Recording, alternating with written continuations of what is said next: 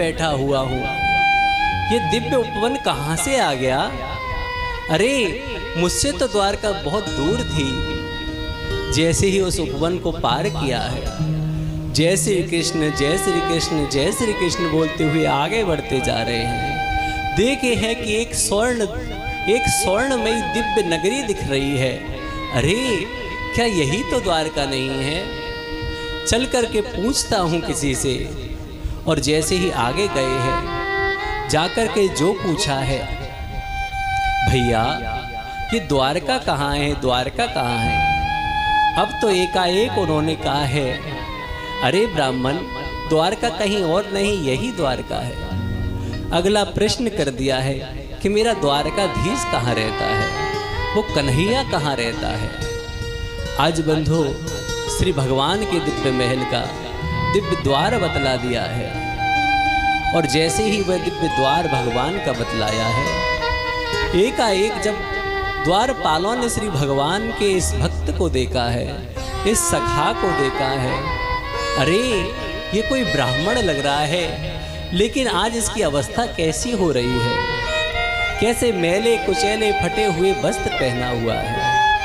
अरे ब्राह्मण, यद्यपि द्वारकाधीश के यहाँ पर ब्राह्मणों को रोका नहीं जाता, लेकिन तुम्हारी चलने में असमर्थता नजर आती है। तुम कुछ क्षण विश्राम करो, हम जाकर के तुम्हारा संदेशा द्वारकाधीश के पास भेजते हैं। शीस पगाना जगातन में प्रभु, जाने को आही बसई के ही ग्राम। धोती फटी सी लटी दुपटी अरु, पाए पान ही की नहीं सामा। हे प्रभु, कोई द्वारे आया है, उसके शीश पर ना तो कोई साधन है, ना ही उसने दिव्य वस्त्र पहन रखे हैं। अरे एक फटी सी धोती उसने लगा रखी है और कह रहा है कि आपका मित्र है, आपका मित्र है। भगवान ने भी पूछा है, अरे कौन मित्र है? श्री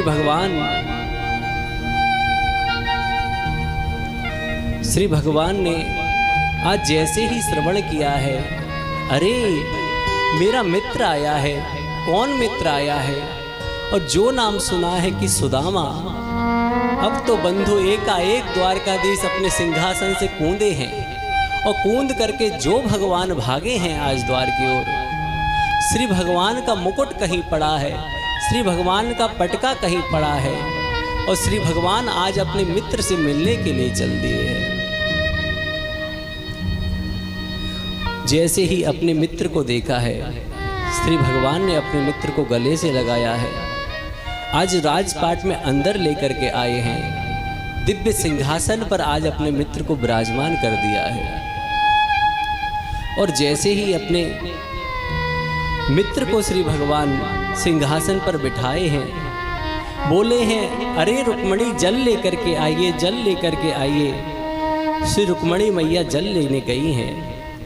श्री भगवान ने जैसे ही आज अपने मित्र के चरण देखे हैं, अरे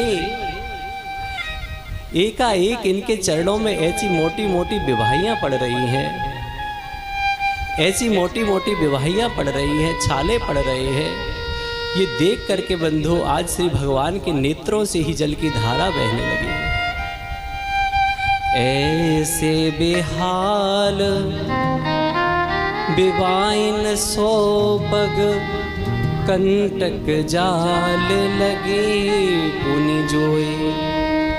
हाय महादुख पायो सखा तुम, आए तेना कित दिन खोए।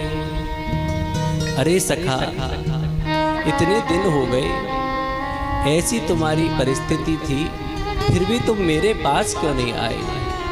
आज श्री भगवान के नेत्रों से ही आंसू की धारा गिरने लगी है। पीतो विमुंचद बिंदुन नेत्राभ्याम पुष्करे क्षणः। उन कमल नयन भगवान के ही आज नेत्रों से जल की धारा गिरने लगी है और उन जल की धारा से ही आज श्री भगवान ने उस ब्राह्मण के चरणों का प्रक्षालन कर दिया है। अपने दिव्य उत्तरी वस्त्र से आज श्री भगवान उन ब्राह्मण के चरणों को सहला रहे हैं। और बंधु श्री भगवान आज श्री दामा जी का दिव्य पूजन कर रहे हैं। पूजन करने के बाद आज श्री भगवान अपने मित्र से पूछ रहे हैं, अरे मित्र, अकेले आए हो क्या? तुम्हारा विवाह नहीं हुआ है? आज जैसे ही श्री सुदामा जी ने सुना है, नेत्र गदगद हो गए, अपनी पत्नी का स्मरण हो गया। अरे आज उसी की प्रेरणा से तो मैं यहाँ पर आया हूँ। आज बंधु हाँ किया है। श्री भगवान अगले ही क्षण बोल उठे, अरे मित्र, विवाह किया और मुझको पुकारा तक नहीं, एक बार मुझको तो याद कर लिया होता। आज बंधु श्री सुदामा जी महाराज के नीचे नयन हो गए हैं कि क्या कहूँ, मित्र को क्यों नहीं बुलाया। अगले ही क्षण बंधु आज श्री भगवान से जब पूछा है, क्या मित्र तुम्हारा विवाह हुआ है? इतने में तो श्री भगवान की एक एक पटरानी आने लगी है। 16,108 रानी उपस्थित हो गई हैं, एक एक करके आशीर्वाद लेने आई हैं। अब श्री सुदामा जी महाराज को लगा है कि अरे जो आगे खड़ी है वो रानी होंगी, बाकी सब उनकी बहन इत्यादि होंगी। तो जैसे ही रुक्मणी मैया ने प्रणाम किया है, आशीर्वाद दिया है, सौभाग्यवती भव, पतिव्रता भव, पुत्रवान भव, जैसे ही आशीर्वाद दिया है दूसरी रानी आ गई है। श्री सुदामा जी महाराज ने ठाकुर जी की ओर देखा है, मित्र ये कौन है? कि बोले ये भी हमारी ही पत्नी है। श्री सुदामा जी महाराज ने पुनः आशीर्वाद दिया है, फिर तीसरी आ गई हैं। अब श्री सुदामा जी महाराज ने फिर पूछा, मित्र कौन है? कि भैया आप तो आशीर्वाद दीजिए, ये हमारी पत्नी है। फिर आशीर्वाद दिया है। श्री सुदामा जी महाराज मन में विचार कर रहे हैं, 10 तो पूरी हो गई हैं, अब पता नहीं कितनी और हैं।